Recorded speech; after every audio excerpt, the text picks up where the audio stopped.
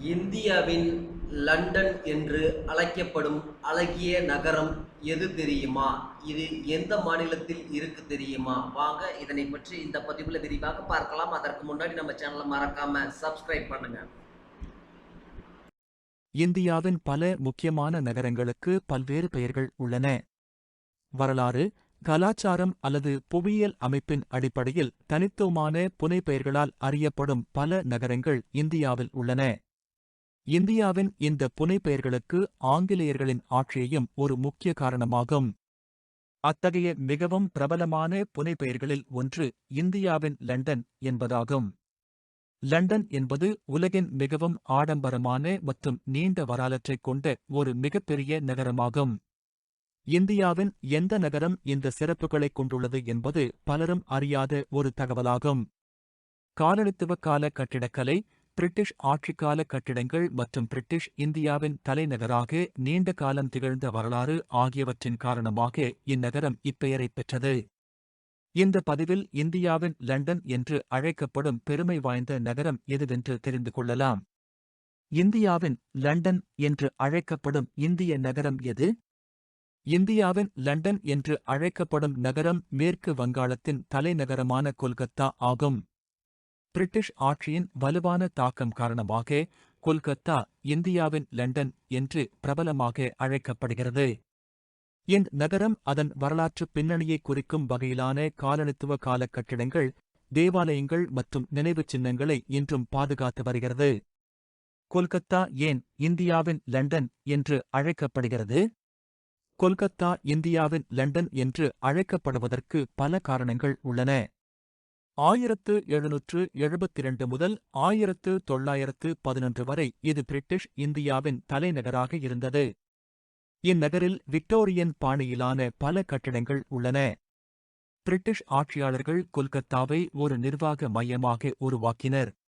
இங்குள்ள சாலைகளும் நினைவுச் சின்னங்களும் லண்டனில் உள்ளவற்றை ஒத்திருக்கின்றன. காலனித்துவ ஆட்சியின் போது இந்நகரம் வர்த்தகம், கல்வி மற்றும் கலாச்சாரத்தின் முக்கிய மையமாக திகழ்ந்தது. விக்டோரியா நினைவகம். விக்டோரியா நினைவகம் கொல்கத்தாவில் உள்ள மிகவும் பிரபலமான பிரிட்டிஷ் ஆட்சிக்கால நினைவுச் சின்னமாகும். இது ராணி விக்டோரியாவின் நினைவாக கட்டப்பட்டது.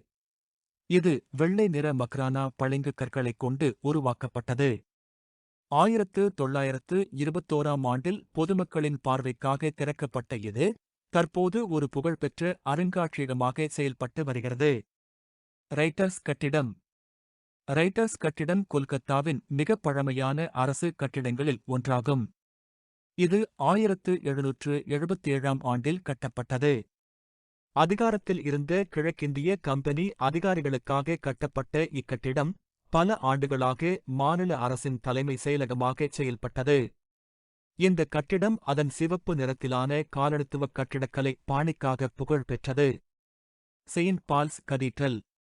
இந்தியாவின் மிக அழகான தேவாலயங்களில் செயின்ட் பால்ஸ் கதீட்ரல் தேவாலயமும் ஒன்றாகும். இது 1847 ஆண்டில் திறக்கப்பட்டது. இது கோதிக் கட்டிடக்கலை பாணியில் கட்டப்பட்டது. இது இந்தியாவில் உள்ள மிகப் பழமையான ஆங்கிலிக்கன் ஒன்றாகும் கதீட்ரல்களில் ஒன்றாகும். Fort William.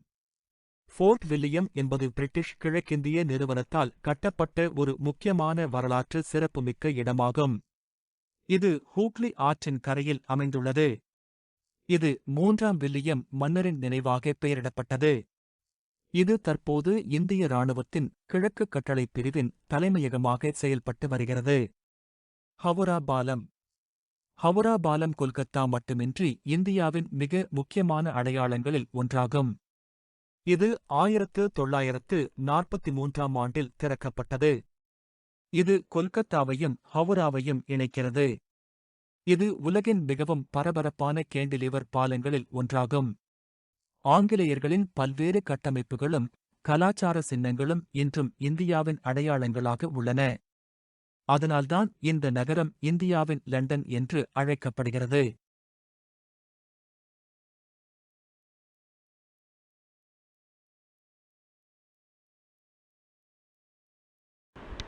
Thanks for watching.